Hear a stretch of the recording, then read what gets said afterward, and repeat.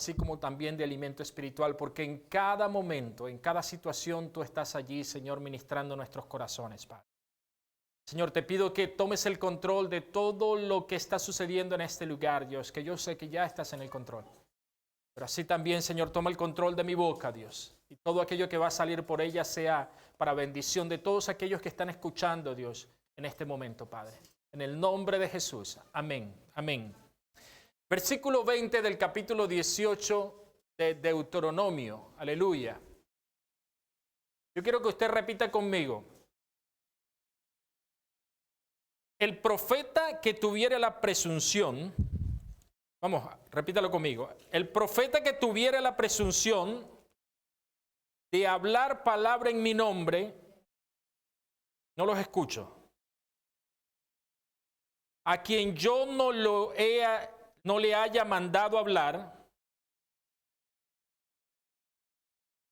o que hablar en nombre de dioses ajenos, el tal profeta morirá. Puede sentarse. Gloria a Dios.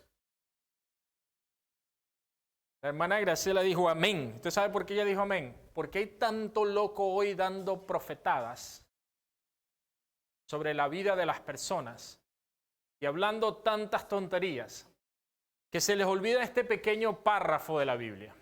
Se les olvida literalmente lo que dice la Biblia aquí.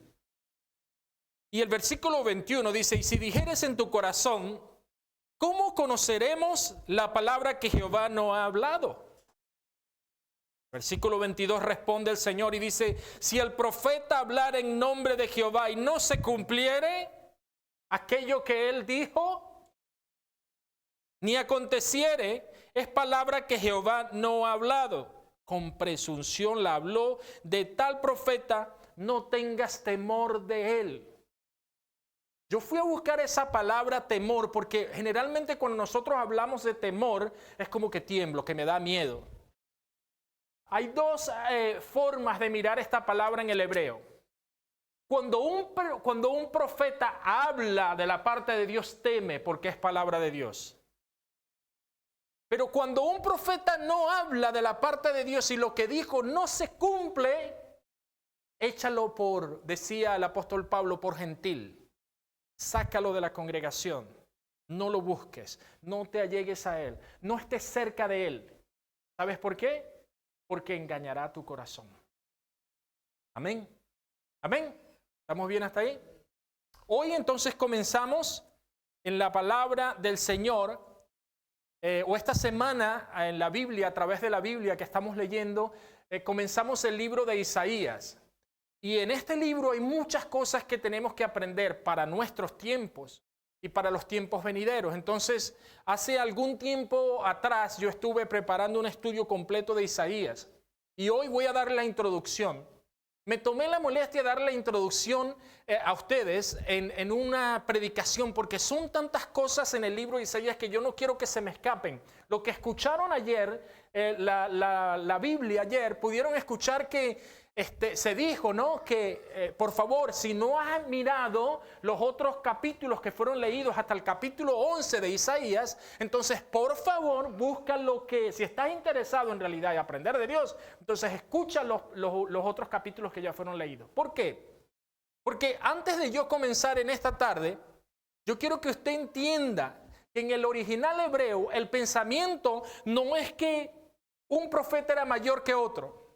Porque si vamos a mirar cronológicamente, el profeta Isaías tal vez fue escrito tal vez en el último lugar. Pero como en el hebreo, el pueblo de Israel, ellos no se interesaban por el profeta por el tiempo que lo había escrito, sino por el momento en que se estaba cumpliendo la profecía.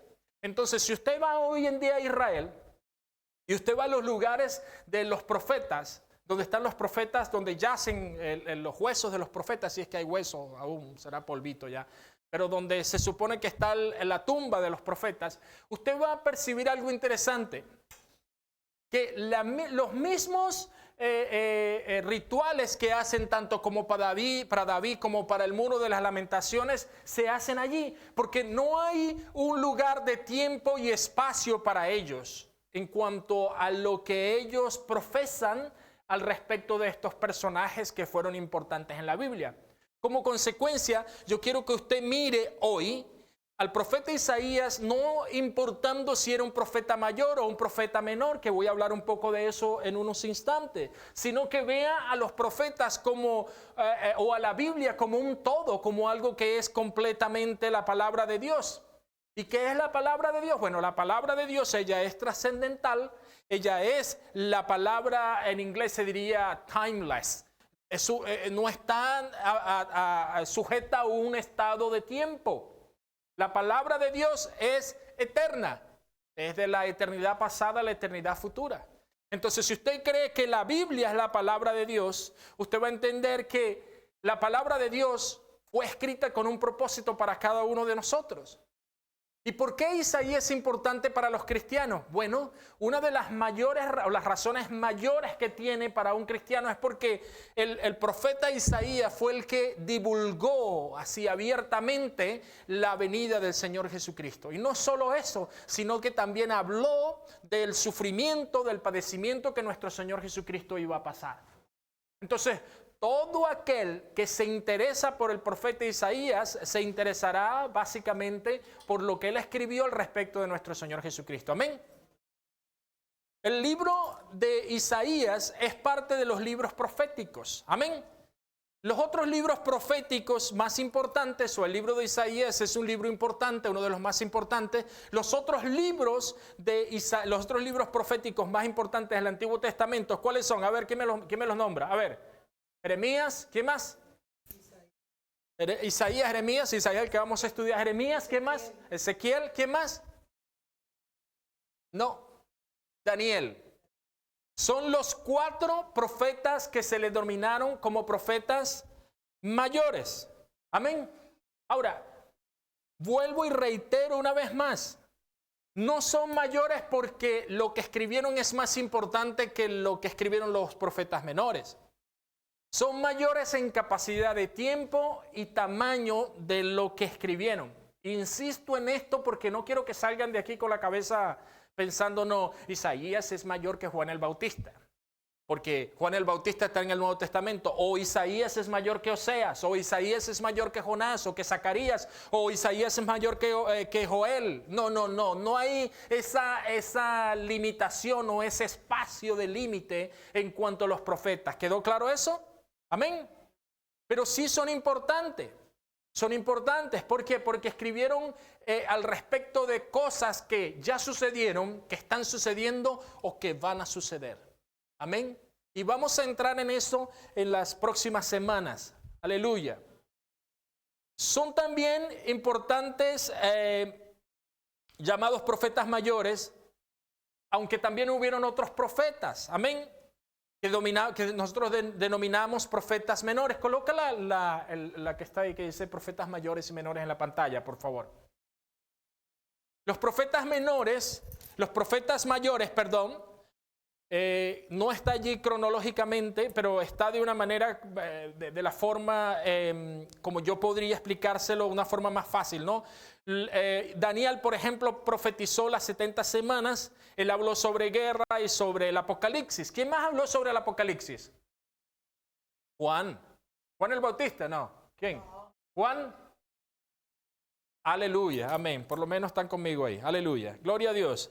Jeremías profetizó el cautiverio del pueblo de Israel y el destierro hacia Babilonia. Dios le reveló a Jeremías con respecto al cautiverio, pero también le reveló a Jeremías también lo que ellos iban a pasar en Babilonia. Hace un momento, cuando estábamos adorando, el hermano Emmanuel habló sobre el cautiverio del pueblo de Israel en Babilonia. Él decía que el pueblo había sido tomado a aquel lugar, pero eso no significaba que tenían que separarse de Dios. Estaban siendo juzgados por algo que ellos habían hecho, pero no básicamente se decía que se iban a separar de Dios. Y es lícito hablar de eso, para que ustedes vean cómo está el espíritu conectado. Yo no le dije a él que leyera de eso, pero hoy vamos a hablar un poco de eso. No importa el lugar, el tiempo o el espacio, la palabra de Dios es eterna. Y si en ti mora la palabra de Dios, donde tú estás, tú adoras a Dios.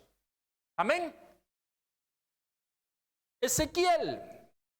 Este es interesante. Ezequiel vio 4 seres vivientes que reflejaban el poder de Dios. Y él también habló con Dios. Ahora, habló con Dios. La Trinidad de Dios tuvo una oportunidad de hablar no con Dios el Padre, sino con Dios el Hijo. Porque nadie vio a Dios y vivió. Amén. Pero eso vamos a hablar un poco más adelante. Aleluya. Esos 4 seres vivientes hablaban entonces del poder, de la justicia y de la gloria de Dios, así como también de lo que el Señor iba a hacer en un futuro. Por eso es llamado Ezequiel como uno de los profetas mayores. Habla un poco también Ezequiel de lo que sucedió, por qué el pecado en el mundo. Entonces yo les motivo a que lean, bueno, vamos a pasar por ahí, pero hagan un estudio un poco más profundo sobre el profeta Ezequiel también. Y bueno, y el libro que vamos a estar analizando en las próximas semanas, yo calculo que 4 semanas, contando la de hoy, entonces 4 semanas, vamos a hablar sobre Isaías. Isaías anunció la venida ¿de quién? De nuestro Señor Jesucristo, el nacimiento. Pero lo que hace más relevante a Isaías no es el anuncio, sino cómo el Señor Jesucristo vendría a este mundo, que sería de una manera milagrosa por medio de una virgen, una doncella de Israel, una persona, una mujer que no había conocido hombre. Amén.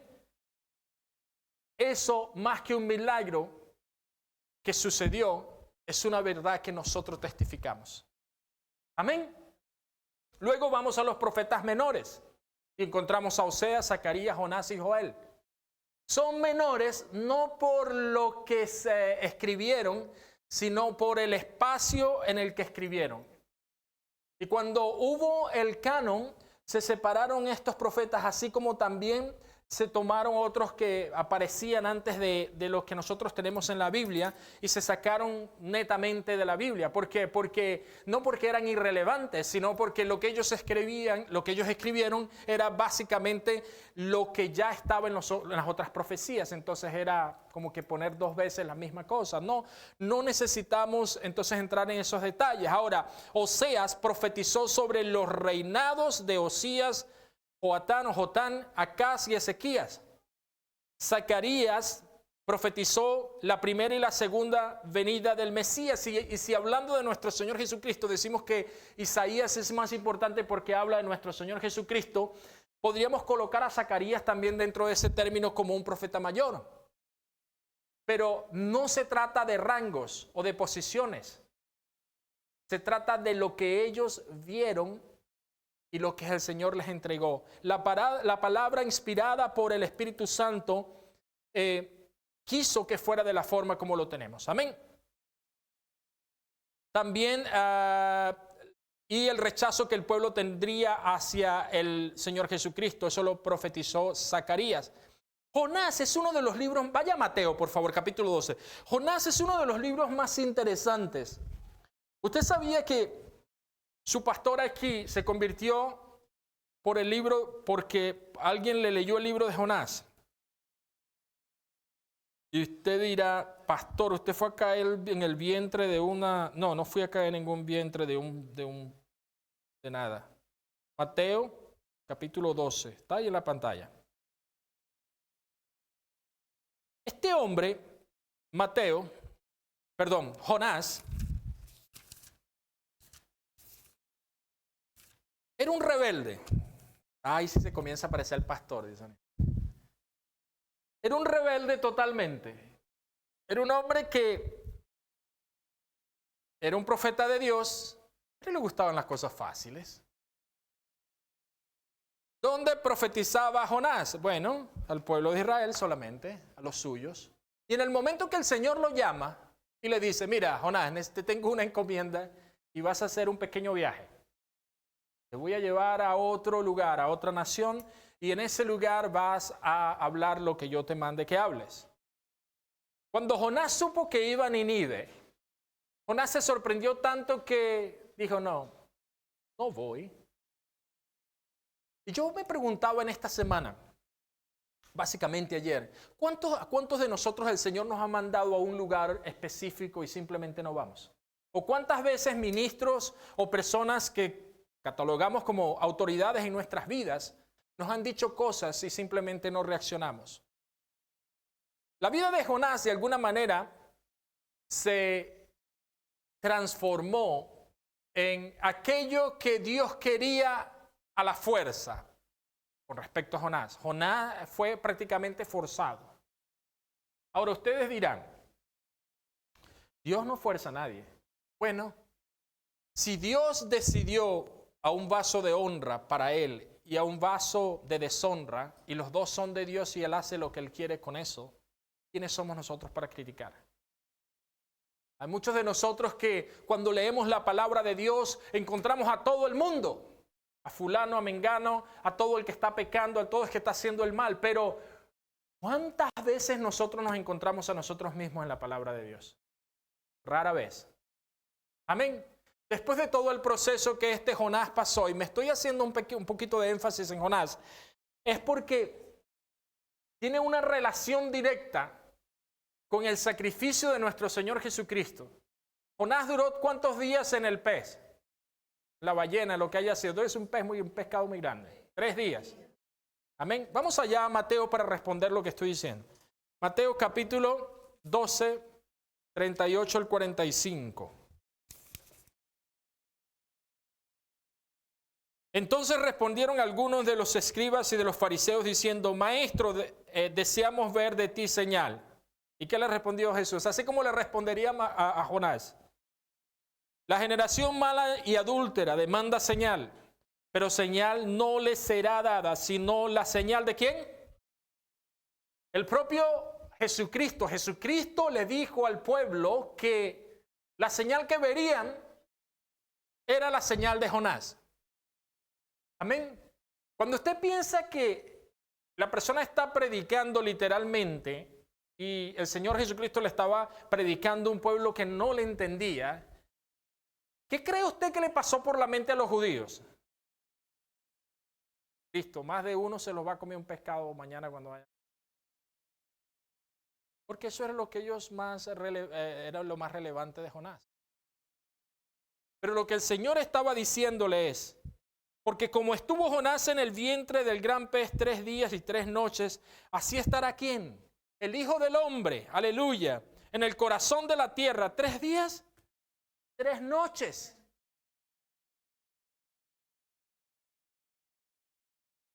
Aunque tú no me creas, me dice el Señor, y aunque yo no les quiera ver señal, no les quiera dar a ustedes ver una señal, si ustedes realmente quisieran creer, verán que resucitaré después de 3 días. Amén. ¿Están siguiendo? Los hombres de Nínive, dice, se levantarán en el juicio con esta generación y la condenarán porque ellos se arrepintieron a la predicación de Jonás.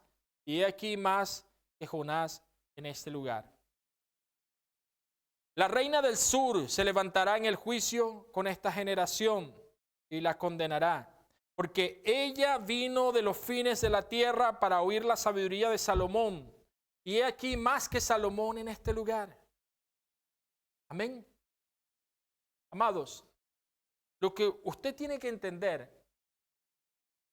no es al respecto de lo que el libro habla, sino de quién habla.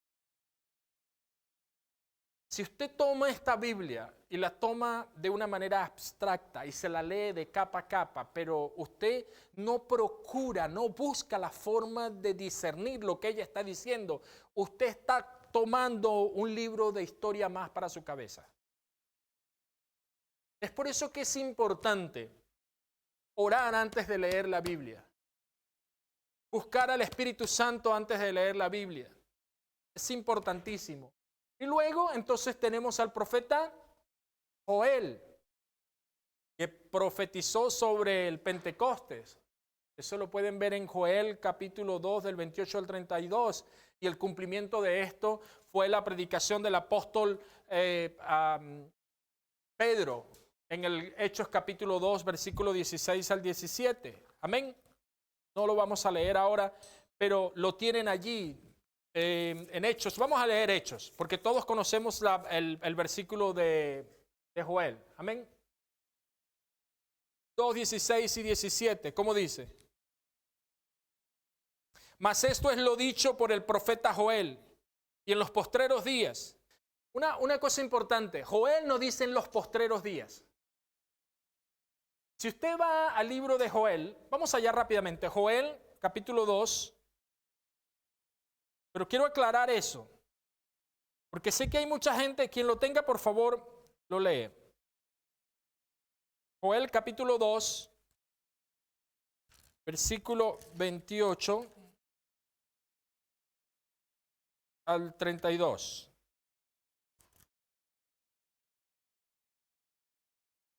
Y después de esto derramaré mi espíritu sobre toda carne y profetizarán vuestros hijos y vuestras hijas, vuestros ancianos soñarán sueños y vuestros jóvenes verán visiones. Y también sobre los siervos y sobre las siervas derramaré mi espíritu en aquellos días. Y daré prodigios en el cielo y en la tierra, sangre y fuego y columnas de humo. Aleluya.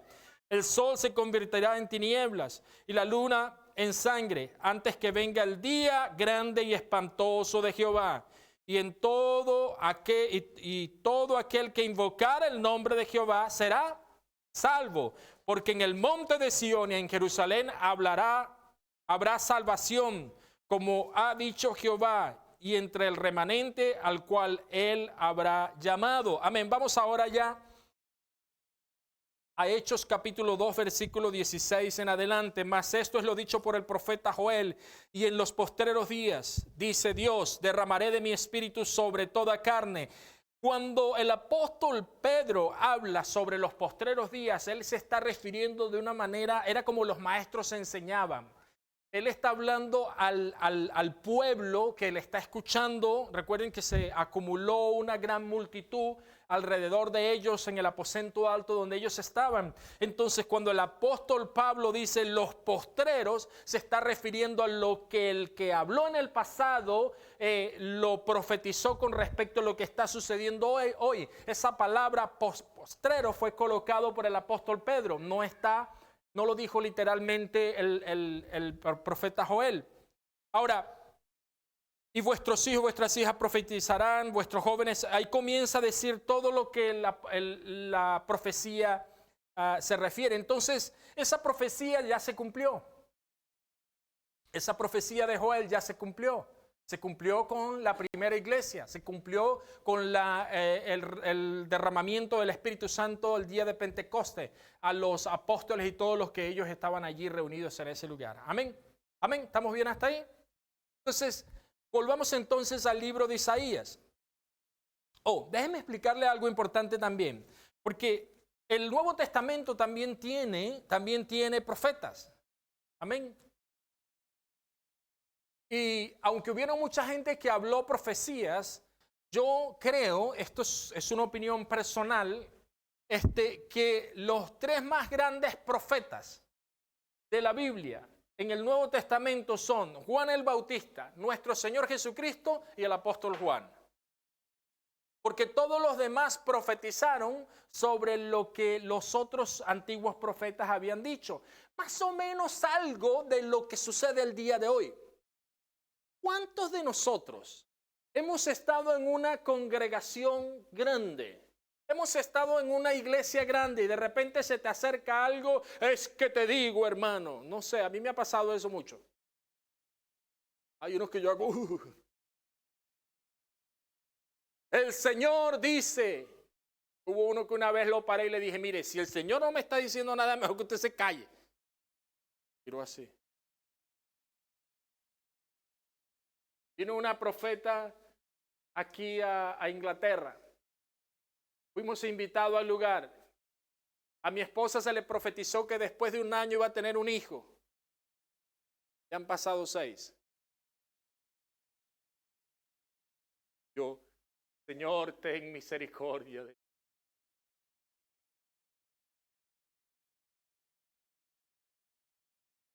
Después, esto fue hace 6 años atrás.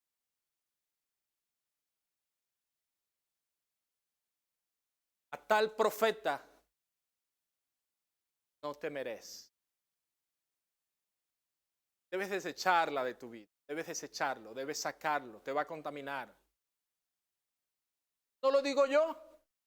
Lo dice Deuteronomio capítulo 18, versículo 22. No lo estoy diciendo yo.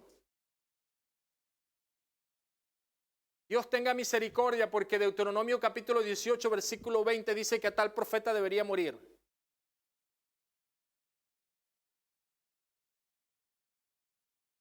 Juan el Bautista anunció la llegada del Mesías. Arrepentíos, arrepentíos, arrepentíos, porque el reino de Dios se ha acercado. Arrepentíos, arrepentíos, porque el reino de Dios está aquí, está a las puertas. Un gran profeta. No lo dije yo, el Señor Jesucristo dijo que no han visto mayor profeta que como este, Juan el Bautista. Profeta número 1 mayor del Nuevo Testamento. No personal. Soy un erudito de la Biblia, pero es lo que el Espíritu me revela. Profeta número 2, nuestro Señor Jesucristo. Es uno de los más grandes profetas en esta tierra. ¿Por qué? Él anunció las verdades del reino de Dios, así como también el arrepentimiento. Hasta este punto no había ningún profeta que pudiera revelar al Padre como el Señor Jesucristo lo reveló. Profeta número 2 del Nuevo Testamento. Profeta número 3 del Nuevo Testamento, el apóstol Juan. Se le dio la oportunidad de ir en el Espíritu al cielo y de regresar y ver el futuro que nosotros estamos viviendo, así como también el fin del mundo. Él habló del presente y del futuro, de lo que él estaba viviendo y lo que había de acontecer. Desde mi punto de vista, creo que son los únicos 3 grandes profetas del Nuevo en orden cronológico, a eso me refiero, del Nuevo Testamento. Aunque hay otros que tal vez profesaron o profetizaron algunas otras cosas en el Nuevo Testamento, por lo general, desde mi estudio, lo que yo pude ver es que todo lo que ellos profetizaron o ya se cumplió o hicieron referencia a otras profecías que ya también se cumplieron. Entonces, en la profecía bíblica, cuando nosotros comenzamos a hablar de la profecía dentro de la Biblia, ustedes vieron que saltamos desde Cantares y aquí viene el primer profeta. ¡Pum! Amén. ¿Y qué es lo que nos revela este primer profeta? Comenzando con Isaías y siguiendo por el Antiguo Testamento, hay una sección específica en las Escrituras, tanto en el Nuevo como en el Antiguo Testamento, de la profecía bíblica. Y cuando nosotros nos colocamos dentro del elemento profético, vemos que es un gran peso que tienen estos hombres.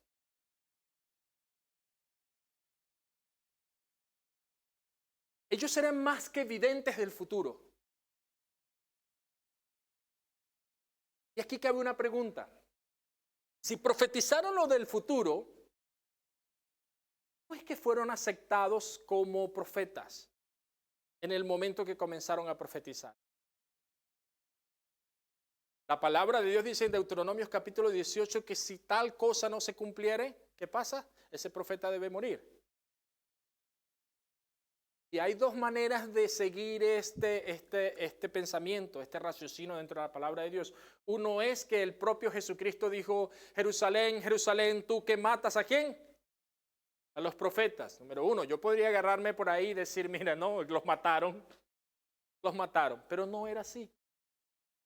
Por lo general, el Señor cumplía algo para autenticar el don de esa persona. Estaba toda Jerusalén rodeada por la gente de Babilonia. Se levantó un profeta, lo leímos hace poco, se levantó un profeta y habló en contra del profeta que estaba en ese momento. ¿Y qué pasó? El profeta le dijo, no, mira, ciertamente tú no vas a ver lo que va a suceder aquí porque hoy mismo morirás a las puertas de Jerusalén. ¿Siguen? Dios autenticaba sus profetas. Y luego ellos predecían lo que Dios les comandaba decir en el futuro, para el futuro. Igualito hoy en día, ¿no? Tremendo. Eran hombres, los profetas eran entonces hombres que Dios levantó en tiempos de decadencia, cuando los sacerdotes, los ministros, o los reyes no eran más dignos de la palabra de Dios. Entonces Dios tenía que levantar los profetas. Aún cuando habían jueces, Dios levantaba los profetas, porque habían jueces que comenzaban hacían las grandes maravillas y cosas que hacían, pero después comenzaban a decaer y Dios tenía que levantar a un profeta.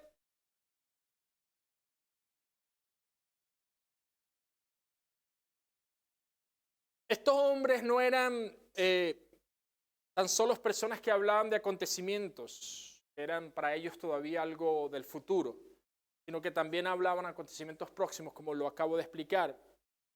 Ellos tenían que hablar de esa manera de las cosas próximas también para poder encajar en el código mosaico. ¿Cuál era el código mosaico? Acuérdense de esa palabra, de ese versículo, porque lo vamos a ver mucho. Deuteronomio capítulo 18, versículo 20. Amén. Ese es el código mosaico. No, 18, 20 al 22. Amén. Que ya lo leímos.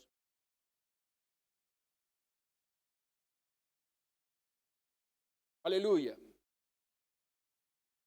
Si el profeta hablaba en el nombre del Señor, él hablaba de un acontecimiento, entonces,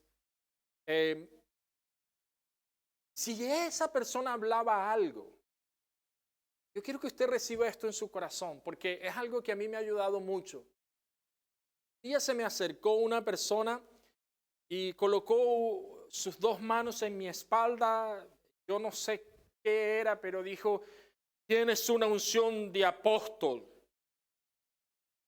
Amado, si yo estaba recibiendo alguna unción en ese momento, ese hombre me la apagó toda, me la quitó.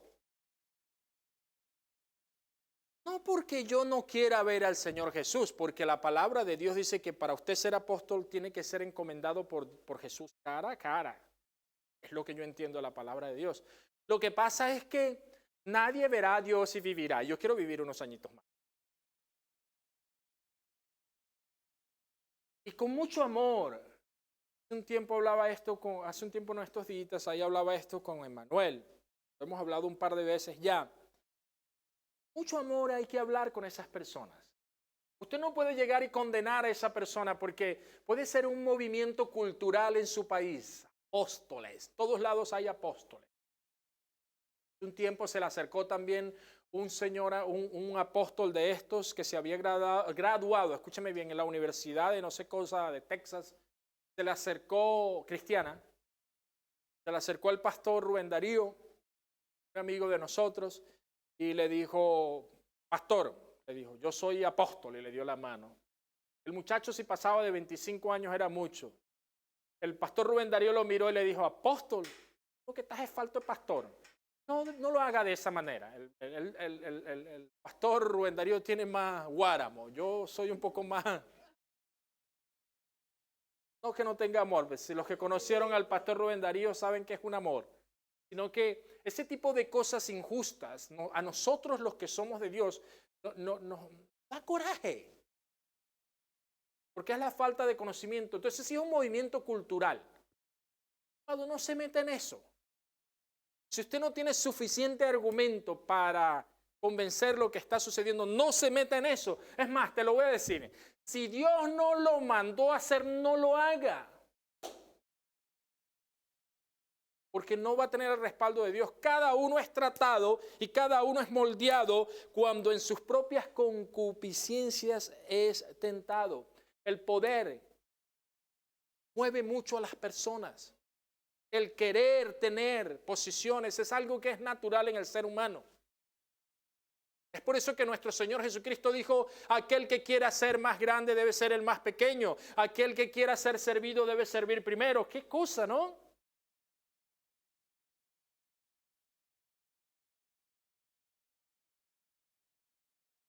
Aleluya.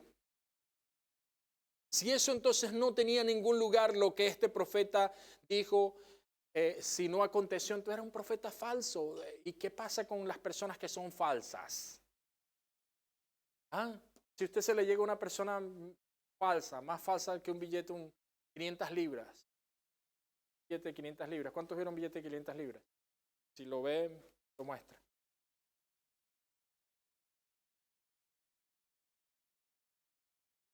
Pero una de las evidencias más grandes del hecho de que estos hombres hablaban con respecto a lo que Dios o a la palabra de Dios que se les había revelado, era que ellos hablaban y estas cosas se cumplían literalmente. Mire, si usted se le acerca a un profeta de verdad, que esto es algo que lo hemos dicho aquí muchas veces los que predicamos, entienda esto. Por lo general, un profeta no va a hablar a usted cosas buenas. No. Porque las cosas buenas están ¿dónde? ¿Usted necesita qué? Por lo general, cuando una persona es profeta, ella viene a decirte, mira, fulano, del pecado. Dios me reveló, estabas haciendo tal y tal cosa. Mi hermano, mire, es mejor que escuche. Esto no lo sabe mi esposa y el Espíritu me lleva a decirlo ahora. Un tiempo atrás. Días atrás. Y voy a exponerme aquí porque sé que esto sé que va a funcionar. Me voy a exponer de esa manera no porque sea menos, sino que quiero que ustedes sepan que así como ustedes son trabajados, Dios también cuida de mí, cuida de mi familia, de mi matrimonio, de mi esposa. Amén. Dios cuida de nosotros. Y ella, voy a tener que rendirle cuentas más tarde en lo que voy a decir. Pastor, pecaste. No, no he pecado nada. Estaba en mi trabajo. Y hacía más de un mes. Aleluya. Lo que estoy diciendo lo estoy diciendo por el Espíritu. Va a ayudar a muchos.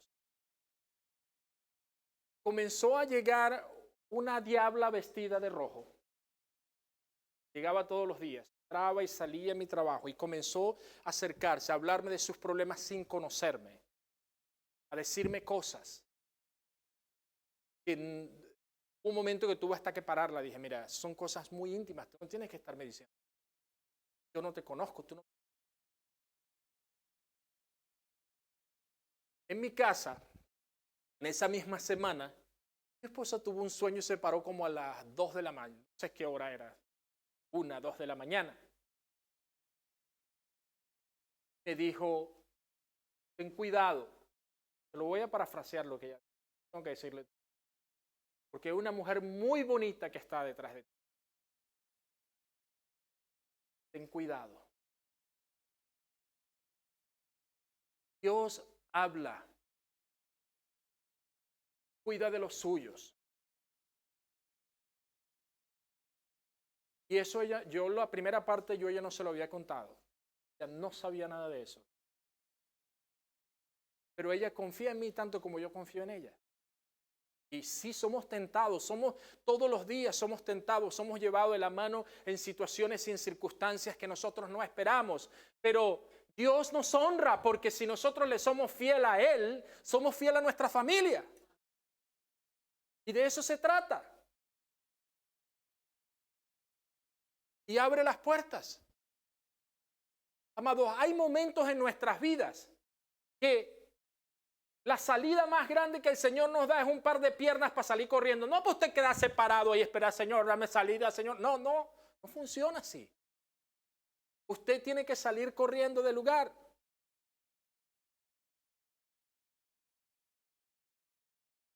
Dios siempre va a usar un vaso. Escuche lo que Dios está diciendo. El hombre en sí, por sus propias condiciones, no puede acertar el futuro. ¿Cuántos de los que viven aquí ven el weather todos los días? El weather, el tiempo, el estado del tiempo, perdón. Weather. El tiempo. ¿Cuántos ven el estado del tiempo aquí en Inglaterra? Todos los días. Vivimos en torno al estado del tiempo. Amor, vamos a salir mañana. ¿Cómo va a estar el tiempo? Hay que ir a trabajar. ¿Cómo me voy a vestir? Todo gira en torno del tiempo. Ahora, aún los meteorólogos, con los equipos más sofisticados que tienen,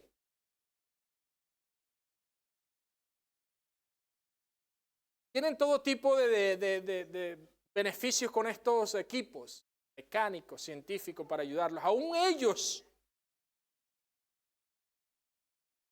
se equivocan. Ahora, usted ya pensó esta gente dándole el tiempo al pueblo de Israel. No existiría ni uno. Yo creo que por eso no existía. Pronosticar lo que va a suceder mañana. Ya lo hubiesen matado. Pero en esa época no habían estos científicos meteorólogos, porque la dependencia era totalmente de Dios. Y si nosotros dependiéramos de Dios como dependemos del tiempo de los meteorólogos, amados, viviéramos mejor.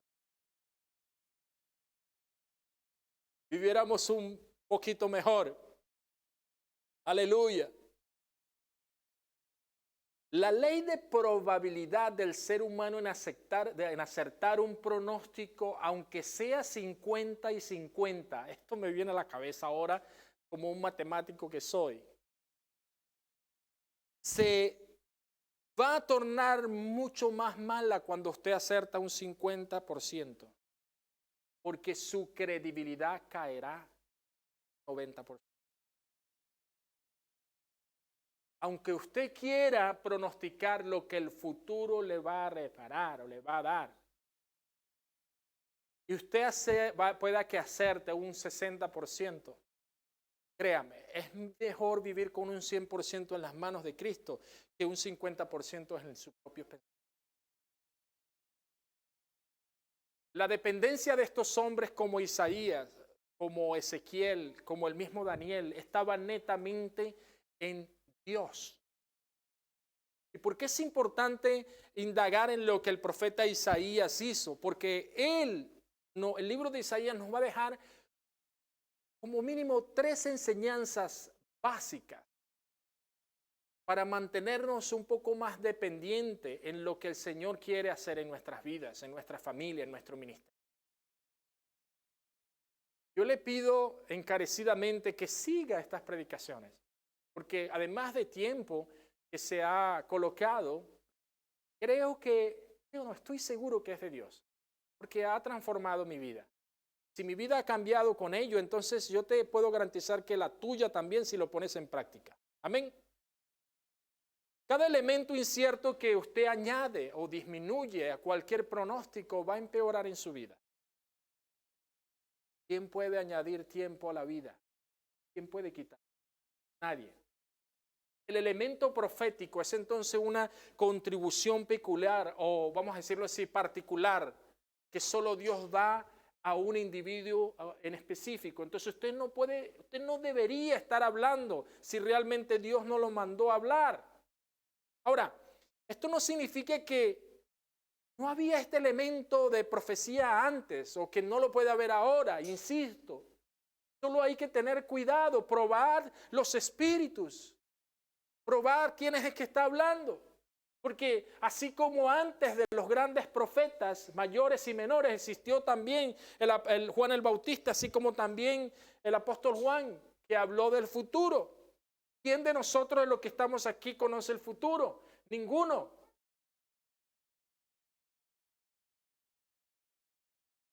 Solo que por lo general las profecías son un poco más nacionalistas. Porque no hará nada Jehová, Oseas, ¿no? Sin antes revelárselo ¿a quién? A sus siervos, los profetas. Ahora, eso no significa que Dios se limita, que quiere hacer algo con nosotros y se limita a eso porque, ¿sabe? Él lo dijo allá. No es eso. No es eso lo que quiero decir. Lo que los profetas dijeron era sumamente importante porque por lo general cuando un profeta se levantaba era porque el pueblo estaba pecando. Era pecado grande, pecado pequeño, lo que fuera. Pecado es pecado delante de Dios. Entonces Dios levantaba un profeta para reprender. Los amonestaban a la nación. Si era un rey, la nación toda pagaba. Si es un padre de familia, la familia paga. Todos los que son padres y madres en este lugar saben que cualquier decisión errada que cometa va a traer consecuencias en su familia. Y esto va a afectar no solo la condición emocional del vínculo familiar, sino que va a afectar todo aquello que lo rodea. Finanzas, va a afectar las emociones físicas, mentales, todo lo que tenga que ver con el individuo de ese círculo familiar. cualquier decisión errada que yo cometa dentro de mi casa va a afectar no solo a mi esposa, sino a mi hija, a mi familia en Venezuela, a mi familia en cualquier parte del mundo donde ellos estén. Pero la posición que tú tengas delante de Dios con respecto a lo que Dios está haciendo a tu alrededor es lo que realmente importa. Voy a ponerlo de esta manera. La voluntad que yo tenga para aceptar la reprensión de Dios va a limitar el castigo. Cuando un profeta se levanta y estás escuchando a ese profeta, obedécele. Porque si es Dios hablando, entonces algo va a suceder. ¿Cuántos de los que están aquí van para el cielo? Aunque sea puntapié, hermano, porque usted es salvo. ¿Usted entendió eso? Pastor, qué duro estás. Apenas estoy en la introducción. Aleluya. Yo veía y he visto en los profetas, especialmente en Jeremías, un fuego tremendo por dentro que les quemaba, pero al mismo tiempo una ternura, lágrimas. Cada mensaje, cada partícula, cada juicio, cada oscuridad, cada gloria, todo esto venía del Señor y para el Señor. Por eso, amado, es que es importante tener cuidado con lo que el Señor está diciendo para con nosotros o a nosotros. Que la gloria de Dios será manifestada en nuestras familias en el momento que nosotros comencemos a escuchar a Dios. ¿Qué profecía más grande hay que la palabra? No la hay. Dios es soberano. Ahora, si alguien habla, como lo dijo el apóstol Pedro en capítulo 1, versículo 10, si puede, por favor, búsquelo rápidamente allí.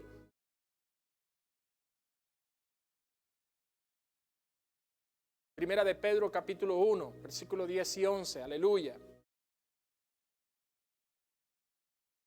Cuando todos miraban a través de la oscuridad, de la aurora, del nuevo día, en la mañana, en la noche de pecado, también podían ver la luz, porque Dios jamás ha desamparado a su pueblo. Dios jamás lo desamparará. Los profetas que profetizaron de la gracia destinada, a vosotros, inquirieron y diligentemente indagaron acerca de esta salvación. Es importante esto. Un profeta que es profeta antes de hablar, amado, primero se asegura de que es de Dios. Yo no entiendo cómo hoy en día puede pararse una persona decir vamos a hacer una conferencia y vamos a invitar a la profeta tal. Amado, estas cosas a mí me dan miedo.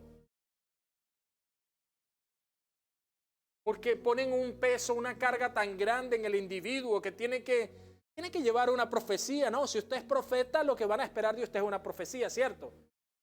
Gracias a Dios que yo soy pastor, mi amado. Por lo menos el olor a oveja llevo.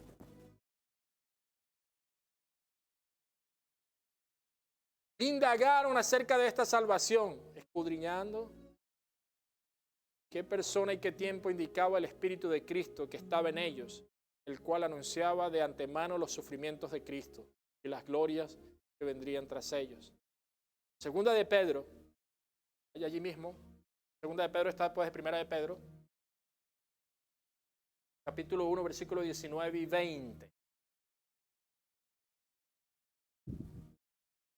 Tenemos también la palabra profética más segura, la cual hacéis bien en estar atentos, como a una antorcha que alumbra en un lugar oscuro, hasta que el día esclarezca y el lucero de la mañana salga en vuestros corazones, entendiendo primero esto, que ninguna profecía de la Escritura es de interpretación privada.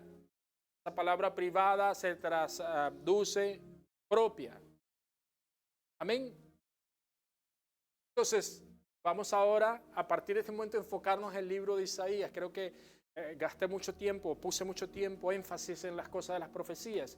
¿Quién escribió Isaías? Pues Isaías. ¿Dónde está eso? Vaya a Isaías capítulo 1, versículo 1. Visión de Isaías. ¿Lo tienen? 1:1.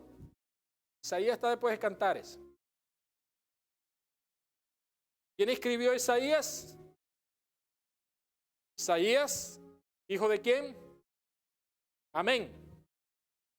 El tema de Isaías el tema principal de Isaías es la salvación, pero hay algunos otros elementos importantes que vamos a mirar en las próximas semanas. Las palabras claves que ustedes van a ver en el libro de Isaías son salvación, redención, justicia, paz y consuelo.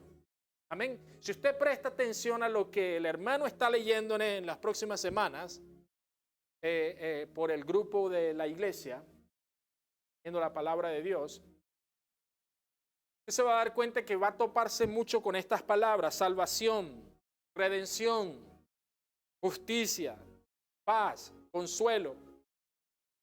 La mayoría de los profetas, incluyendo el profeta Isaías, se movían en una órbita de oscuridad. Cuando digo oscuridad me refiero al anonimato. Usted no iba a ver a estos profetas andar por ahí como andan hoy con carros, le estoy dando duro a los profetas, perdónenme, de hoy en día. Sus personalidades no sobresalían mucho en las profecías que proclamaban, y por lo general lo que esta gente profetizó no se consideró hasta que después que ellos murieron. Entonces, en cuanto ellos estaban vivos, la personalidad de ellos no era muy reconocida, no sobresalían.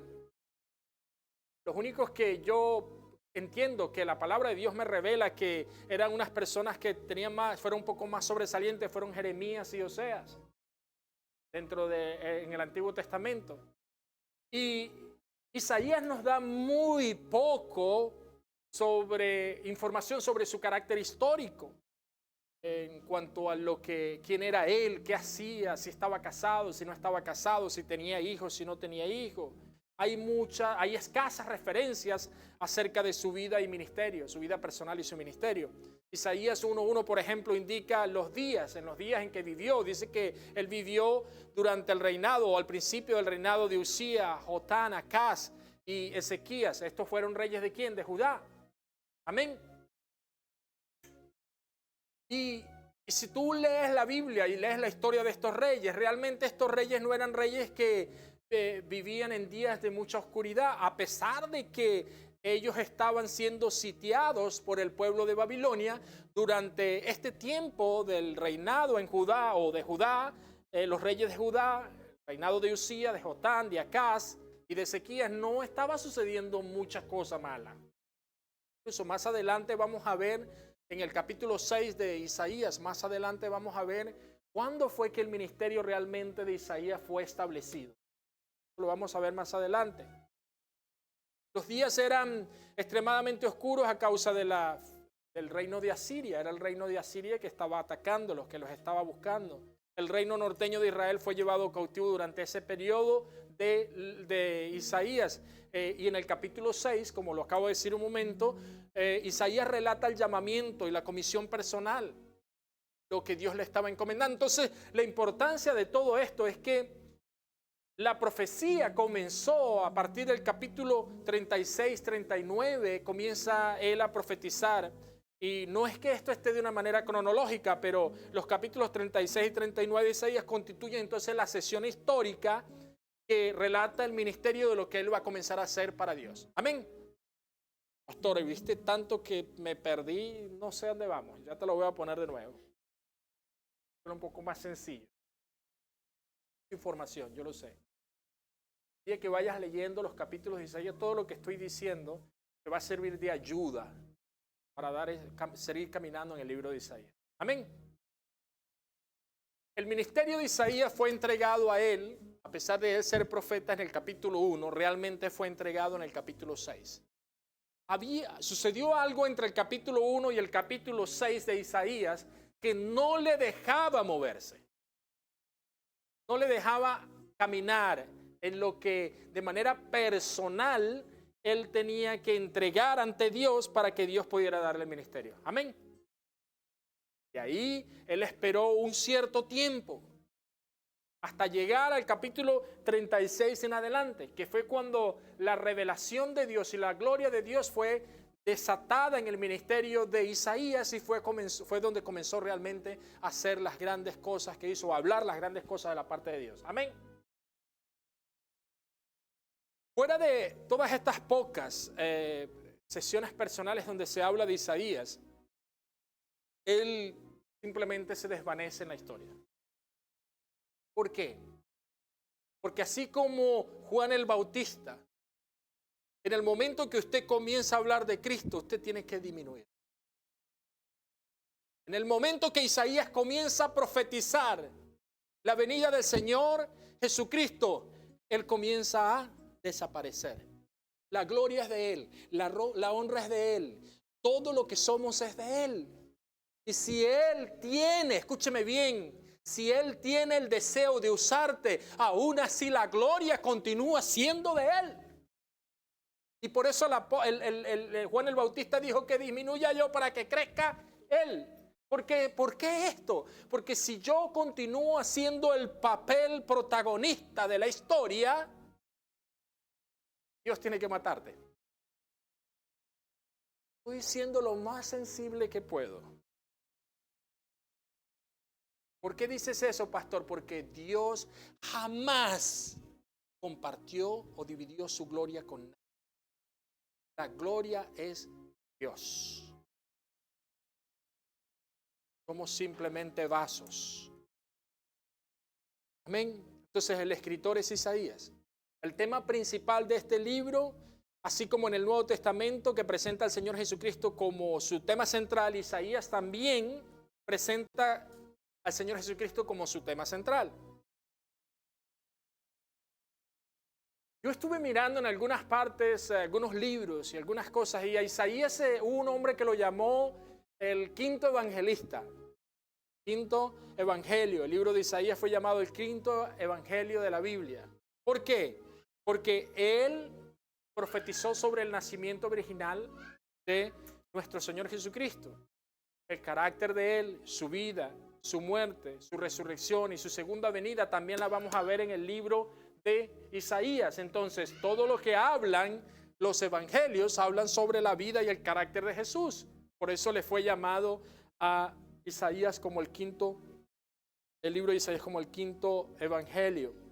Amén. El estilo y contenido de este libro es, la profecía de Isaías es visiblemente similar a toda la Biblia. Esto es un dato interesante que quiero que presten atención en esto, porque sé que muchos de ustedes lo han visto, pero no lo han tomado en sus corazones. Toda la Biblia, ¿tiene cuántos libros la Biblia? 66 libros. Ahora, mire esta comparación. La Biblia tiene 66 libros, ¿ok?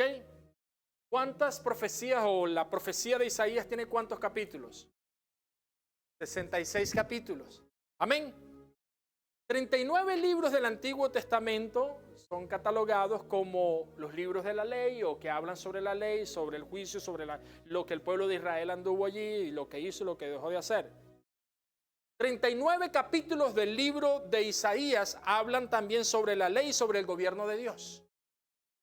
Todo esto yo se lo voy a ponerlo en un platico así para que lo vean. Entonces, la Biblia tiene 66 libros, la profecía de Isaías tiene 66 capítulos, 39 libros del Antiguo Testamento hablan sobre la ley y el gobierno de Dios, 39 capítulos de la profecía de Isaías o del libro de Isaías habla sobre la ley, sobre el gobierno de Dios. Pero hay un dato más interesante.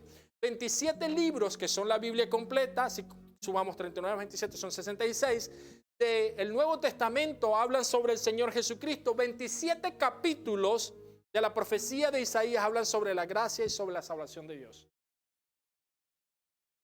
Lo voy a poner de una manera más sencilla. 66 libros tiene la Biblia, 66 capítulos tiene el libro de Isaías. De los 39 libros del Antiguo Testamento que hablan sobre la ley, amén, 39 capítulos cubre el libro de Isaías para hablar sobre la ley y sobre el gobierno de Dios. ¿Nos sobran cuánto? 27 libros de la Biblia, ¿cierto? Esos 27 libros de la Biblia en el Nuevo Testamento hablan sobre la gracia y sobre el derramamiento del Espíritu Santo y lo que Dios hizo a través de nuestro Señor Jesucristo. Amén.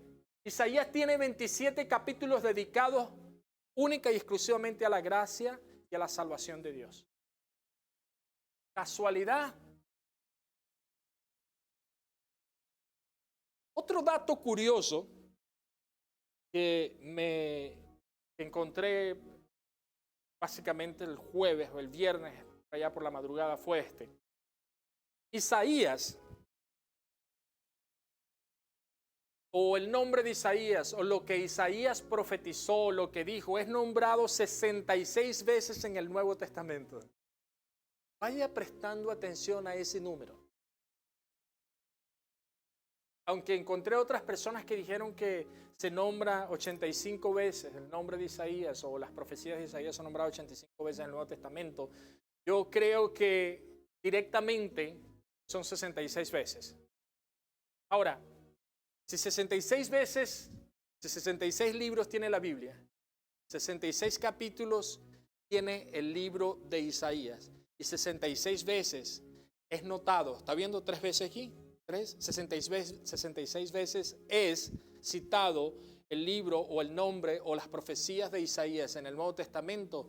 Hay una perfección, porque el número 3 en la Biblia, de acuerdo al hebreo, es perfección. ¿Quiere que se lo ponga más fácil? Padre, Hijo y Espíritu Santo rectificando o reafirmando lo que Él va a hacer en su palabra. Se la estoy poniendo en un plato. La profecía de Isaías, tejida en el Nuevo Testamento como cualquier persona que teje un bello diseño en una ropa, no lo sé. Poco a poco se va metiendo en lo que los apóstoles, el mismo Señor Jesucristo. Recuerden que cuando el Señor Jesucristo fue a la sinagoga, lo que le dieron, ¿qué le entregaron al Señor Jesucristo en la mano para que leyeran? El libro del profeta. ¿Y qué leyó? ¿Isaías qué? Os voy a dejar de tarea. ¿Qué fue lo que dijo al final? Hoy esta palabra. Entonces el mismo Señor Jesucristo fue tomando las palabras de Isaías y encontrándose a sí mismo en ella. La profecía de Isaías también es discernible. Cualquiera puede leerla, y por eso la importancia de hablar de este libro. Cualquiera puede leer la profecía de Isaías y entenderlo. Usted no necesita ser un teólogo para entender lo que la palabra de Dios está diciendo a través del libro de Isaías. Usted me podrá hablar a mí de Job. Job tiene unas cosas que hasta hoy he estado investigando que es un leviatán.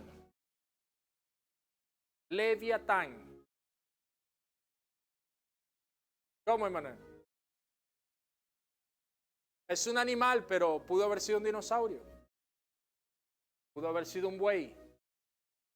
Pero no quiero desviarme en ese momento, ¿ok? Lo que estoy queriendo hacer es una comparación que cualquiera que lee y dice, la profecía de Isaías la puede discernir.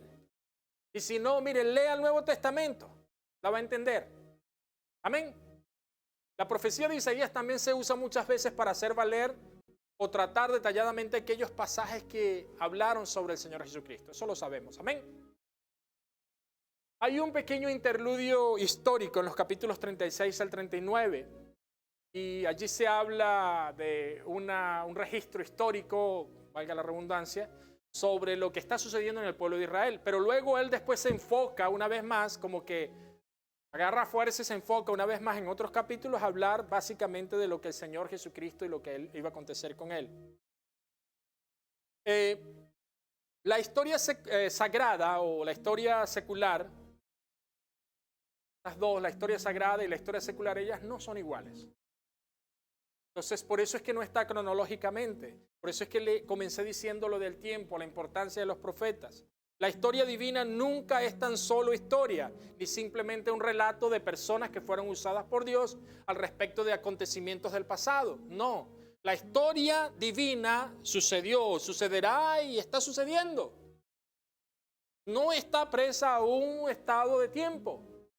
Hay grandes verdades espirituales en todas las veces que nosotros abrimos las Sagradas Escrituras, las cuales van a expresar por medio del ojo de la fe lo que Dios está hablando en nuestra vida. ¿Cómo creo? Por fe. Amén. Quiero terminar. Sé que estamos un poquito atrasados. Tenga paciencia. Amén. El Espíritu Santo tiene que enseñarnos el propósito divino de lo que va a suceder y lo que está sucediendo. Y hay varios motivos sugestivos. Uno de ellos son los incidentes que al parecer a veces parecen un poco triviales, no nos interesan, pero están allí con un propósito. ¿Cuántos de nosotros han leído la genealogía? Y a veces no entendemos y llegamos y comenzamos a hablar aquellos nombres que para nosotros parecen chinos. No entendemos nada, pero aún en eso hay un propósito. Unos dirán, sí, Dios está probando mi paciencia. No lo sé. Está probando tu paciencia o no, pero si está en la Biblia tiene un propósito. El primer propósito que yo entiendo de las genealogías bíblicas es que Dios se interesa por las familias. Dios está muy interesado en las familias. Amén.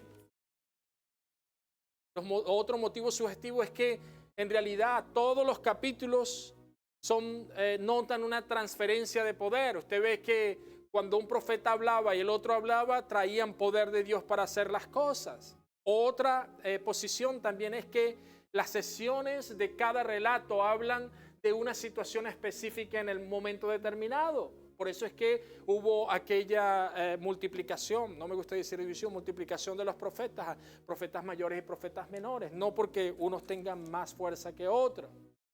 El segundo factor significante es que cuando los acontecimientos particulares de lo que estaba sucediendo en la nación no eran aceptados o respondidos directamente como Dios esperaba, por lo general, y en muchas sesiones de la Biblia, como en Segunda de Crónicas, capítulo 18, 19, así como también en Segunda de Crónicas 29 y 30, Dios tenía que hablarle al pueblo 3 veces, o más de una vez. Y aún así no se arrepentía. Igualmente con Isaías. Isaías habló muchas veces de la misma situación. El hecho es que el Espíritu Santo creyó conveniente apuntar o darnos a nosotros por medio de la inspiración divina lo que tenemos. Entonces no esté buscando más libros para reforzar lo que usted ya tiene. Amado, mire, escúcheme algo y escuche este consejo. Si usted no entiende lo que está aquí que le fue entregado,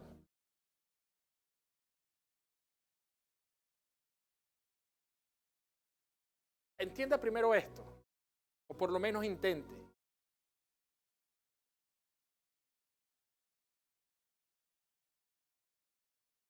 Dentro del libro de Isaías vamos a encontrar por lo menos 3 milagros que son,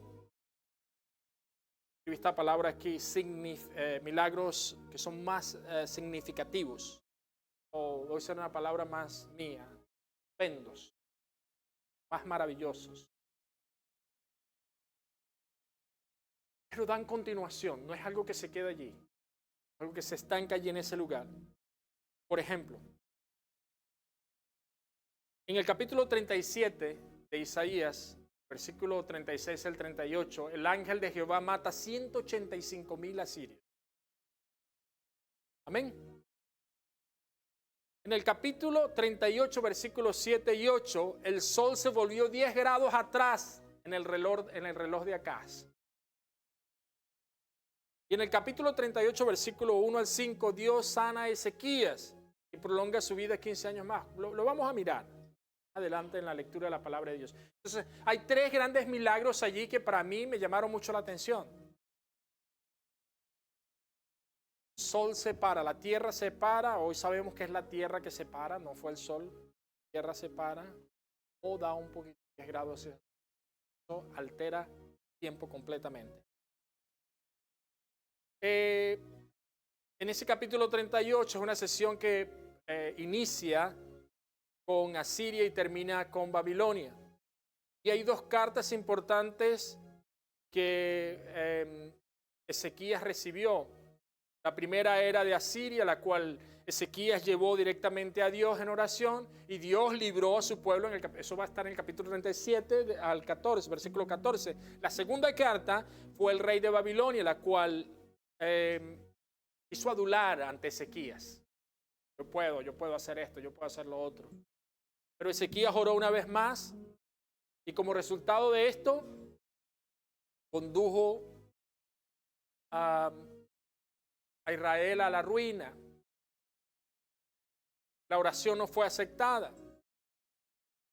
Y la tercera y la última división mayor son los del capítulo 40 al 66. Que vuelve una vez más a la forma poética. Lo que les estaba hablando ahora es un resumen histórico. Entonces la forma poética vuelve una vez más como comenzó al principio. Y allí en esos capítulos del 40 al 66, entonces vamos a ver el juicio y el gobierno justo de Dios. Yo los voy a llevar paso por paso en todos ellos en las próximas semanas. Amén.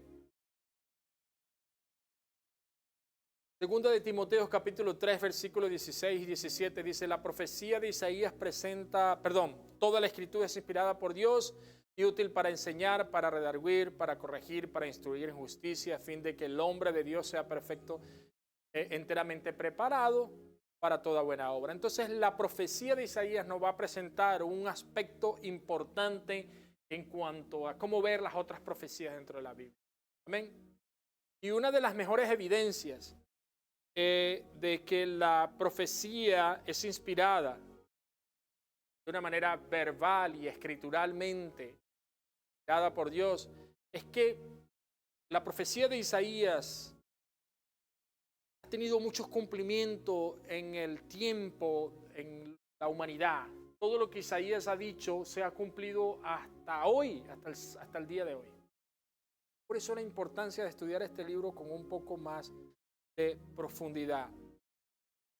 El relato de Segunda de Crónicas, capítulo 18, y específicamente en el versículo 22, dice: y ahora he aquí Jehová ha puesto espíritu de mentira en la boca de estos tus profetas, pues Jehová ha hablado el mal contra ti. Cuando Dios quiere, es la soberanía de Dios. Cuando Dios quiere confundir a las personas porque no son... Voy a usar la palabra que usaba mucho el hermano Samuel White. Él decía: esas iglesias o esos lugares que se llenan, están llenos de donde no se predica la palabra de Dios y donde no hay doctrina sana, es porque Dios ha confundido las mentes de esas personas y aún más es el deseo del corazón de ellos. Entonces Dios jamás va a colocar a alguien delante de ti para confundirte sin antes tú desear eso. Amén. Cuando Jerusalén fue rodeada por el ejército asirio, Isaías hizo una profecía muy osada, pues él dijo lo siguiente en Isaías 37. Por tanto, así dice Jehová acerca del rey de Asiria: no entrará en esta ciudad, ni arrojará saeta en ella, no vendrá delante de ella con escudo, ni levantará contra ella baluarte. La palabra de Dios no especifica si eso fue algo del corazón de Isaías directamente o fue de Dios. Lo que sí especifica en Ezequías capítulo 38, en el capítulo 38, es que cuando sucedieron todas estas cosas, Ezequías se enfermó y él tuvo que pedir perdón. Entonces hubo un tratar de la parte de Dios, tanto en el pueblo como en el rey, así también como en el profeta. Y después en Isaías capítulo 13 se habla directamente de lo que va a suceder con Babilonia. Amén. En las próximas semanas vamos a hablar sobre 3 puntos importantes. Vamos a hablar sobre el juicio, capítulo 1 al 35, ya estoy terminando, donde se cita el universo, la sala tribunal de Dios, al escuchar lo que Dios está diciendo, el cargo y la encomendación que Dios le da a Isaías, así también como al pueblo de Israel, el capítulo 1. Luego vamos a ver una vista previa del futuro para Judá, Jerusalén en el capítulo 2, la vista presente de Judá y Jerusalén en el capítulo 3, hay otra pequeña visión de mirar más a profundidad en el capítulo 4, la parábola sobre Israel, en el capítulo 5, el llamamiento y comisión personal de Isaías, en el capítulo 6, que ahí me voy a centrar un poco, y luego la predicación, acontecimientos lejanos, el capítulo 7 al 10. Luego habla un poco sobre el reino milenial, el capítulo 11 al 12, sobre las profecías que va a suceder en las naciones, que algunas de ellas, o la mayoría, ya fueron cumplidas, el capítulo 13 al 23. Por ejemplo, del capítulo 13 al 14 habla sobre la profecía sobre Babilonia, del 15 al 16 sobre Moab, la profecía sobre Damasco, en el capítulo 17, la tierra tras los ríos de Utopía, la profecía sobre esa nación, el capítulo 18, la profecía sobre Egipto, del capítulo 19 al 20, y así seguidamente. Luego abre un paréntesis en el reino de Dios, y luego habla hasta el capítulo 35 sobre el reino, las bendiciones terrenales que hay si seguimos lo que Dios está hablando después del juicio. O sea, en la primera sesión del libro de Isaías, del capítulo 1 al 35, hablan sobre juicio, así como también redención. Luego hay un pequeño interludio histórico del capítulo 36 al 39, que hablé un poco ahora sobre ello, que habla sobre Ezequías y la invasión, sobre la oración del rey Ezequías, la enfermedad y lo que Ezequías hizo al final. Y por último, la sesión número 3, que sería lo último que vamos a ver, del capítulo 40 al 36, vamos a hablar profundamente sobre la salvación que Dios nos ha dado a través, o que lo encontramos en el libro de Isaías. El suelo de Jehová, la salvación de Jehová, quiénes somos ante Jehová, la redención y la gloria de Jehová venidera. Amados, nada puede estorbar el progreso de Dios. Nada. Amén. Colóquese de pie. Una cosa sé, estoy seguro. El Señor va a juzgar el pecado, todo aquel que pecare, porque toda alma que pecare. La muerte que yo estoy hablando no es que te vas a morir mañana, no, estoy hablando de la muerte eterna, muerte espiritual eterna. Amén.